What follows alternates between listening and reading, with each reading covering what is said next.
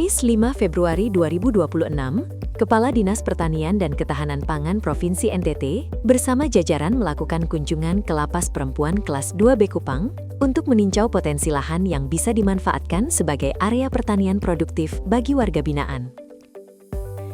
Tujuan utama kunjungan ini adalah untuk memanfaatkan lahan lapas sebagai sarana pembinaan kemandirian melalui pertanian, mulai dari tanaman hortikultura hingga jagung. Kolaborasi lintas sektor, termasuk dengan SMJ, diharapkan akan menciptakan wirausahawan mandiri yang berkontribusi pada ketahanan pangan dan perekonomian lokal. Dengan program ini, Lapas Perempuan Kelas 2B Kupang menjadi contoh pemberdayaan yang berkelanjutan untuk ketahanan pangan di NTT. Dari ladang ke meja, ayo bangun NTT.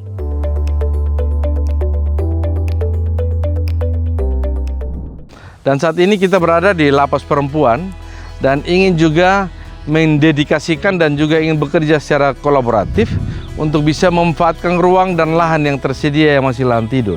Ini juga bagian dari upaya inovasi kita ke depan, sehingga penyediaan pangan dan ekonomi, terutama juga untuk warga binaan yang ada di sini, kebanyakan perempuan, bagaimana mereka bisa edukasi, bagaimana mereka bisa menjadi bagian dari upaya menyiapkan pangan di keluarganya ke depan setelah keluar dari sini, dan juga menyiapkan ekonomi bagi keluarganya setelah mereka keluar dari sini.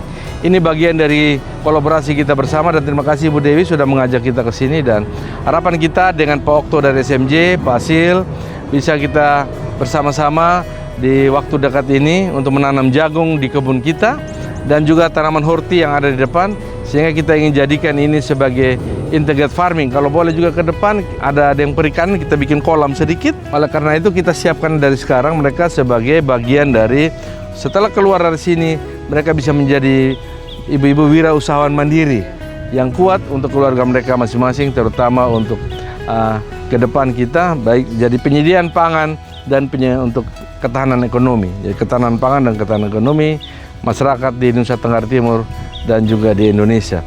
Dan Lapas Perempuan menjadi salah satu model contoh di NTT. Ini bisa menjadi model di Kota Kupang dan di provinsi, dan oleh karena itu kita secara bersama-sama berkolaborasi, dan itu bagian dari upaya kita mendukung swasembada pangan di NTT dan harapan Bapak Gubernur dari Dasa Cita yang pertama dari ladang ke pasar, dan juga Dasa Cita ke-10 ayo bangun NTT, dan pilar kolaborasi sebagai bagian wujudkan ketahanan pangan di Nusa Tenggara Timur, khususnya di Kota Kupang dan di Lapas Perempuan Anak.